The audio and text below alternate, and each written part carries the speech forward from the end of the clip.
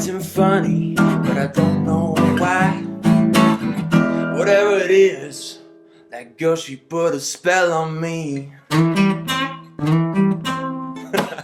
Welcome to my video. In this video, I'm not talking about Jimi Hendrix. I'm going to be talking about something completely different. I'm going to be talking about what it was like going to a Russian university. If you've seen any of my other videos that I've made, you probably know that I went to Moscow State Institute of International Relations. This is a university in Moscow that's devoted to the study of international relations. It's considered to be one of the best universities in Russia when it comes to humanities, the study of humanities, specifically history and international relations. And if you're from Russia and you're wanting to get into this university, it's very, very difficult to get into that university. So yeah, that's going to be the point of this video. I'm going to be talking about what it was like going there after growing up in the United States and ending up in this really difficult and challenging Russian university. So yeah, that's going to be the point of this video. So if you want to stick around, awesome. I'm going to be going through some random experiences of what it was like studying at MGIMO. So, quick background. So I grew up in Knoxville and I went to high school in Knoxville, Tennessee. And for some reason in high school, I was very interested in languages. I was taking French.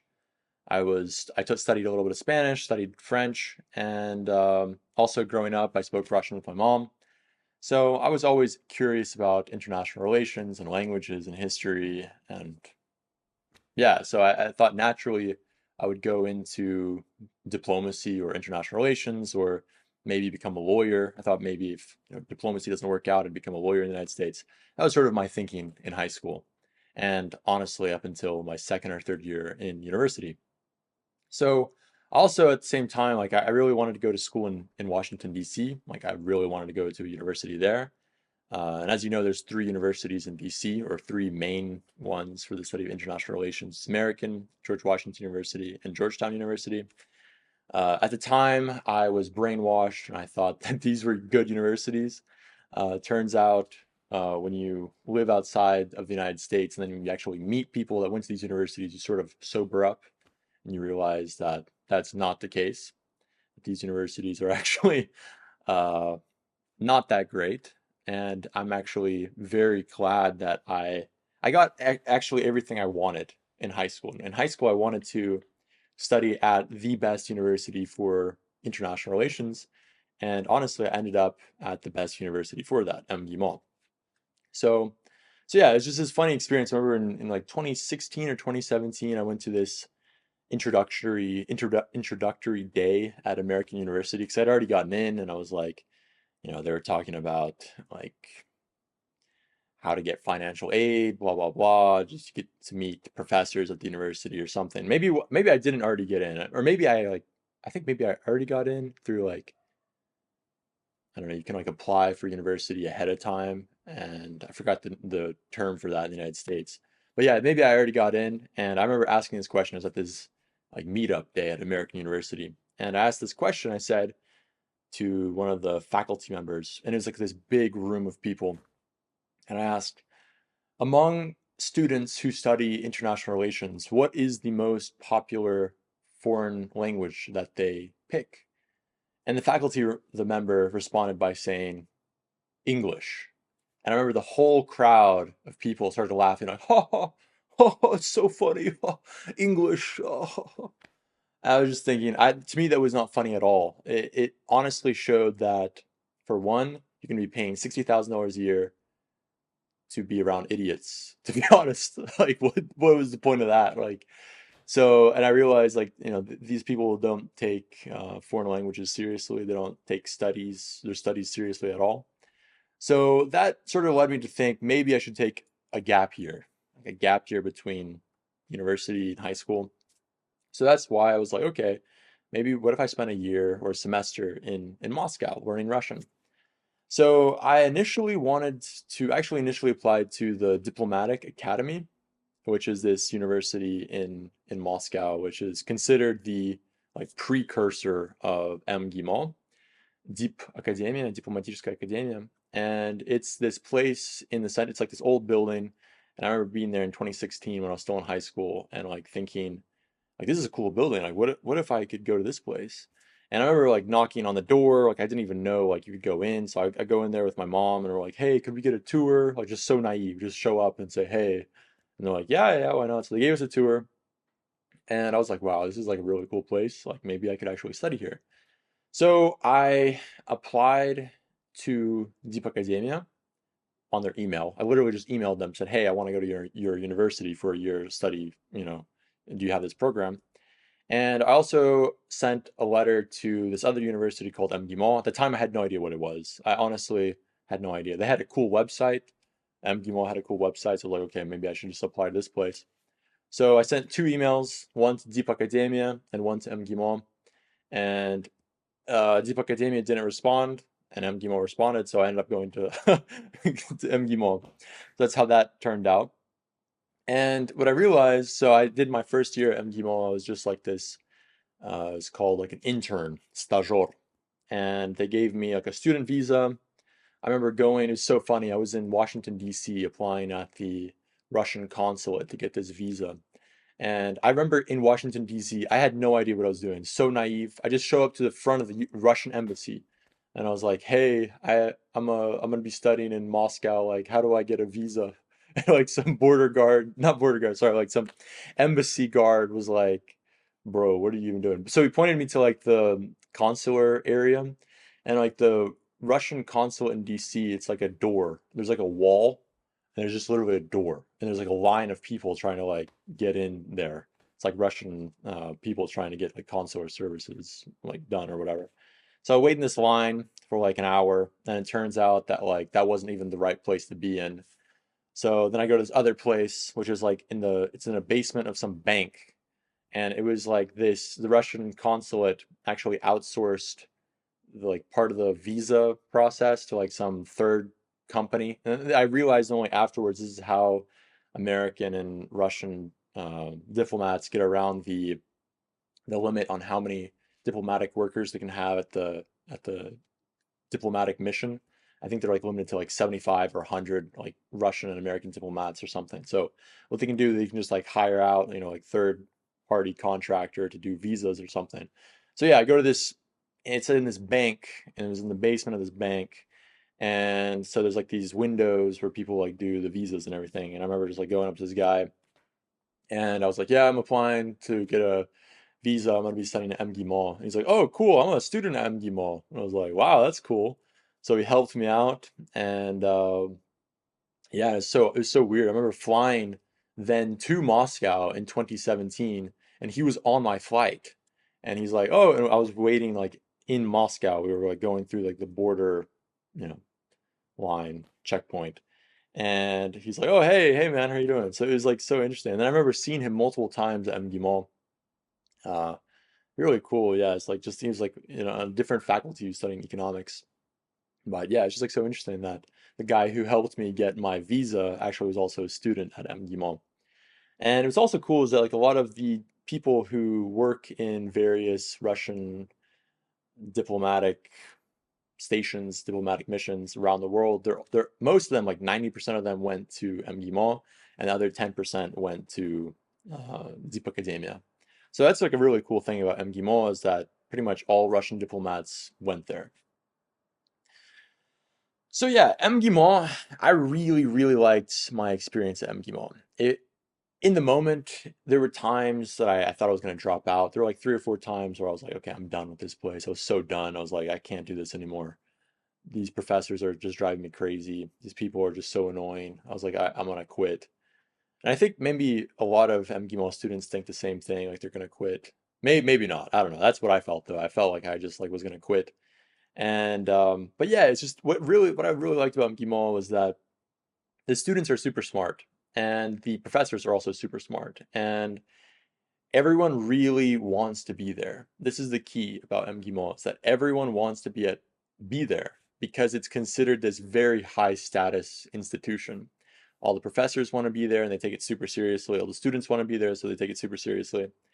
And so yeah, and like the quality of people there is very, very high. So it forces you, you're almost like by peer pressure alone, you're forced to rise up and try to be better.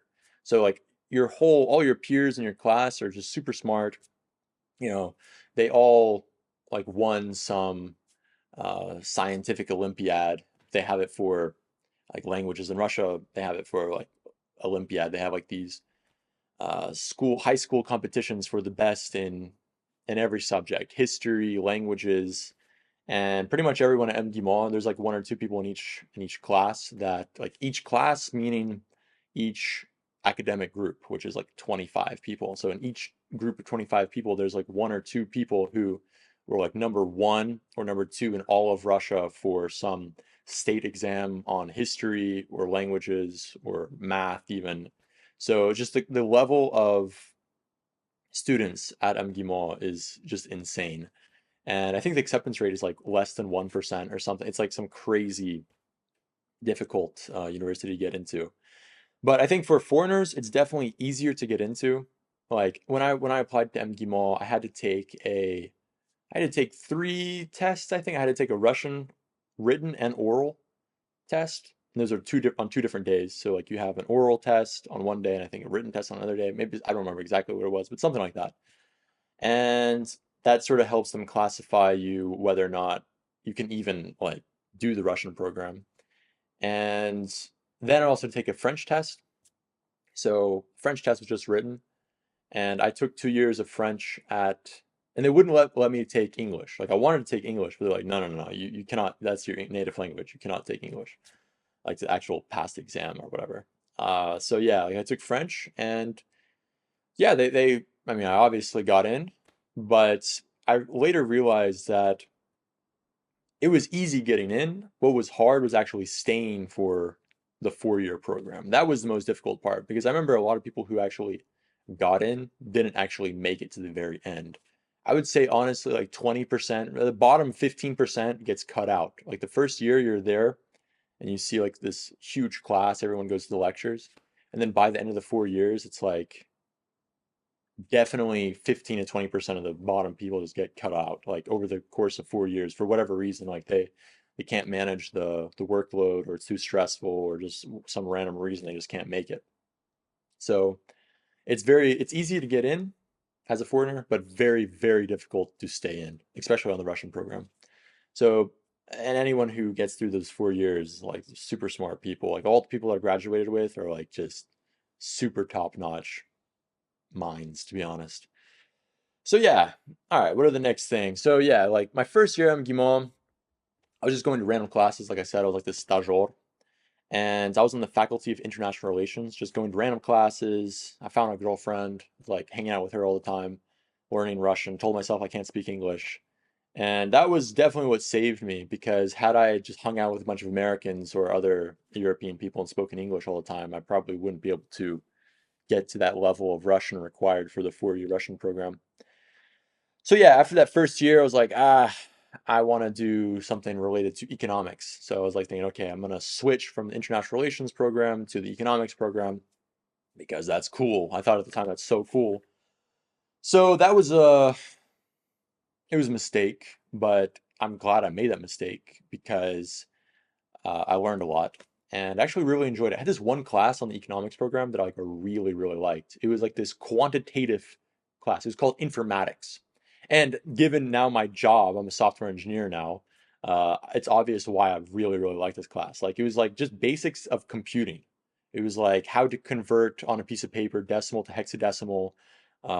It was like a lot of Excel stuff, how to count, I don't know, do some, calculate the derivative of some function using Excel, or, calculate the integral of some function in Excel. And that was really, really cool. It's like this applied math class. I really, really like that. Like applied by using computers. And that was honestly the first experience where it was like, whoa, I really, really like computers. Like, I mean, I had coded a little bit in high school, but like Python, but it wasn't like serious. I didn't really like it that much. But this class was like applied computing for economics. I really, really like that. But the math was honestly a challenge. I remember I had to, so there was calculus, and I remember on the first day I walk in, and it's the thing is in Russian universities, everyone is in the same group. Everyone takes the same exact classes, and you're with the same group all 4 years. And that's the one minus I don't like about Russian like universities is that you feel like you're in elementary school or something. Like in high school, everyone had their own schedule and people like go to different classes on their own. Whereas in Russia, it's like the whole class goes to different classes together. And you kind of go crazy. Like it really depends on your group. Like I was in probably 4 or 5 different groups at MGIMO, which is like unheard of because I took a year off. I was in that first year stajor program, so I got to see a bunch of different groups of people. And I definitely realized that different groups at MGIMO, you can have a completely different university experience. You can be like in a parallel universe, honestly, in the same university on the same program. But if you have two different groups, it's like completely different. So there are good groups and there are really bad groups. And I was lucky to have like mostly good groups. I had one really bad group, but then I like ditched them. I went to a good group. So like, you know, it all worked out in the end. But yeah, the math was like honestly insane. I remember the first day we were doing like some three-dimensional integration of some there's an integration of some three-dimensional function. And I had not taken a math class for a year at that point. So like I just didn't know even what was going on. I took like pre-calculus in high school, and on the first day, the professor's like, "Go up to Alexander Lee, go up to the board," and I was like, "Bro, I barely speak Russian. Like, what are you gonna expect me to do here?" Like, and I remember going up to the board, it's so embarrassing. It's just like you don't. It's like I felt like an idiot. Honestly, I just feel like an absolute idiot. And I remember taking so at the end of the semester, you have to take like this big class, like the final exam for math. And I remember like I still have somewhere like a bunch of notes. I have like inches of like solving math formulas, like just uh integration, like derivative, finding the derivative, some super complicated like I mean, it's just I mean, if you look up those like MIT integration bees, that's like the level of what it was. But that to me that like wasn't interesting at all. Like honestly, that just wasn't interesting. It was cool. I remember taking like just being so inundated in mathematics, you start seeing the world differently. You start seeing how like water is going around the, you know, when you see like that whirlpool in the bathtub or whatever, and you start thinking about like, oh, I could find the derivative of that point, so like the tangential line or whatever. And you like start thinking about the world in this really weird way when you like really go down into math. And that's what I really liked about it. But so I failed the first exam. It's a written exam. And but the thing is, half the class at MGIMO fails the first round. And then there's a second round, and then half the people that failed the second round, so it's like 50, 50, 50, 50. So like each time only 50 people, 50% of the people who take the exam pass it. And I was there at the very end. I took it 3 times. And on the fourth time, they're literally like, if you don't pass this exam, like we are like kicking you out of the university. Like that's it. And I was like, I remember like talking to some Russian professor, and I was like, bro, like please, like I want to stay in Russia so bad. Like I like math, but this is just I can't do this math. It's too hard. And he's probably looking at me. He's probably thinking like, what in the world? Like, how did this dude even end up here? Like, what in the world? I remember I was taking the math exam with a bunch of North Korean students, and like I like became friends with these like this one North Korean dude. And it was funny because like I used to live near the North Korean embassy, and every day I would ride on this like electric bus. And so like my station, my stop where I picked the electric bus up, it's like the trolleybus thing with the horns, you know, like it rides, you know, it like connects to the electric grid that way. And I would ride 2 stops, and then all the North Korean students would get on the bus, and, and then we'd ride on the bus all the way to the university. And I remember seeing this dude on the bus, and I remember like talking to him also. Like I was like telling him like, dude, like what are we gonna do like if we don't pass this fourth thing? I remember asking him like, what are you gonna do like if you don't pass? Like they're telling us like they're gonna kick us out. And he's like, man, if I don't pass, like I'm gonna move back. I have to move back to North Korea. I was like, oh shit. I was like, if I flunk out of MGIMO, like at least I, probably go back to the US or something, or I don't know. But this dude, like, this math test is like he's like high stakes. Like if he doesn't pass the math test, he's going back to North Korea. So like yeah, that was That was pretty funny. But yeah, it was interesting. Like a lot of North Korean students at MGIMO. And I mean, it's fun. Like when you actually like talk to North Koreans, like dudes your age, kids your age, like the time, like you're like, wow, like this is, you just realize like North Koreans are just normal people who also struggle with math. So, but yeah, the fourth time we actually ended up passing the math exam. And yeah, it was pretty much smooth sailing from then. But then I told them, I was like, screw this. I'm not going to do another 3.5 years of freaking arguing with math professors. The thing is, I'm good at math. Like, I love math. Actually, I have like a math book over here. I'm going to get my math. Look at this math book. But yeah, like, if you don't believe I'm good at math, you can take a look at my GitHub. But I bought this really nice math book, Maths in Minutes. And yeah, like just this is like a great book. I saw this in the airport and like this is like my coffee table book. Like there you go, like some integration. Like on each page it like talks about some topic, like Fourier series. What's interesting about Fourier series, by the way, is like in zero knowledge cryptography because you have yeah, it's I don't know, it's like Fourier series that come up in calculus and they also come up in cryptography and also in a lot of financial stuff with options. So like, dude, I'm telling you, I love math. It's just when it's like taught in a Russian university and it's like high stakes and freaking professors are yelling at you when you're at the chalkboard, that's not an optimal environment to learn mathematics, at least for me. So yeah, I'm like rambling. This is like, my first year at MGIMO. I have like a ton of points of like story time. Maybe I'll finish, yeah, have a few more points and I'm gonna like get halfway through this video, but definitely not going to be able to talk about everything in this video about MGIMO. But anyways, yeah, so like then COVID happened in 2020. And so I go back to the United States and I get a job at Starbucks. And that was a complete contrast. I remember just like thinking like I'm at MGIMO. I did an internship at the American Embassy. I'm going to all these like embassy events, going to Spaso House in Moscow, hanging out with American diplomats, Russian diplomats. I was going to the Ministry of Foreign Affairs, like building for like just these artistic evenings that they invite students to and stuff. And then you go, COVID happens, and you go back to Tennessee. I'm working in Starbucks, friggin' making coffee for people, getting yelled at by these minimum wage worker people. And I'm just thinking, this is quite the contrast. But I'm very thankful. That was like a really good experience because I realized like absolutely not. Like I gotta make it back one to Moscow and actually have to study hard so that I don't have to work at Starbucks the rest of my life. But yeah, so during that time I was like learning how to code and I started uploading stuff to GitHub. And that's how I got a job at the VC fund. The VC fund was like, wow, you're interested in like time series analysis and Solidity smart contracts, and that's how I got hired.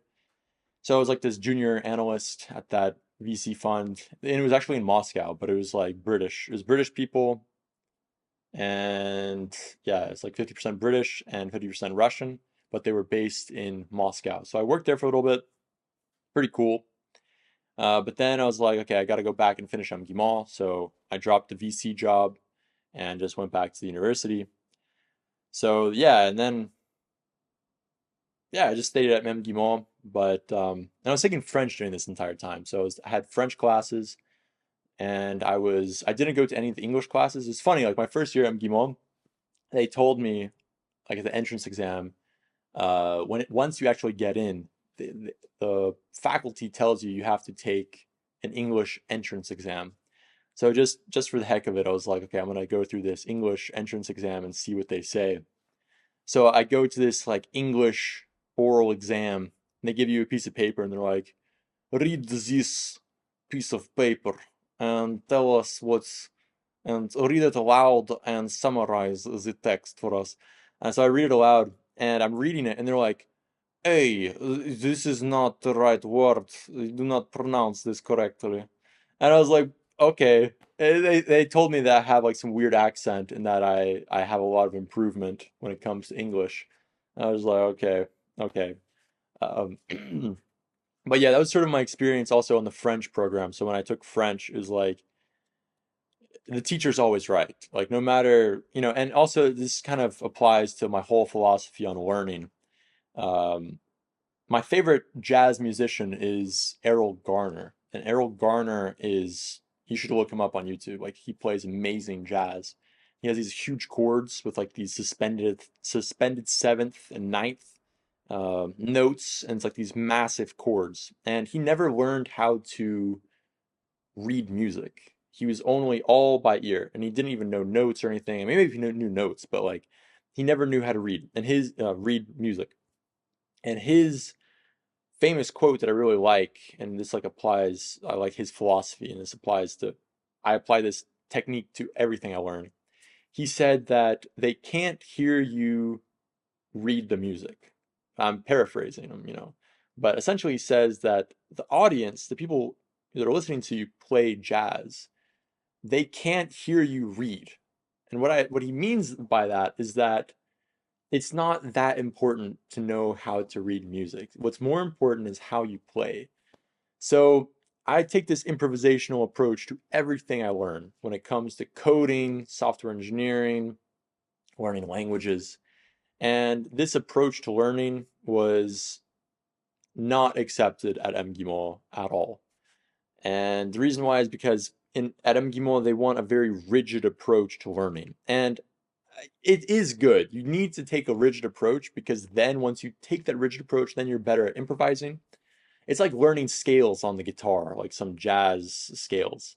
Then you're better at improvising. It's the same with like languages. You want to memorize some random text that you don't even know what it means in French in your first year. But then, 4 years later, you're like, wow, like I now understand why they made me memorize this thing. But anyways, yeah, like my whole approach to learning was, uh, they did not like it at MGIMO, but I eventually got my degree at MGIMO, and yeah, I mean, it was very difficult. I'm not going to say it was easy. I think, I mean, there's an English program at MGIMO, and I think that if you are considering studying at MGIMO and you're from the United States or you're from Europe, if you want to do the Russian program, it is possible, but definitely know Russian to a high level before you embark on the Russian program. And they have an English program, but I would not recommend it, to be honest. And the reason why is because the quality of the students on the English program is not the same, meaning they're not as smart. I'm just going to be blunt. It's just smarter students on the Russian program, and you're just going to be surrounded by smarter people in the Russian program. So I have a ton of stories. I have like 25 points, talking points about my time at MGIMO, and I only got through like 12. So maybe I'll make another video. But if you like this video, let me know. If you didn't like this video, let me know. I probably won't consider your criticism in the comments. But yeah, and subscribe if you like this video, and share it, and I'll see you next time. See you guys.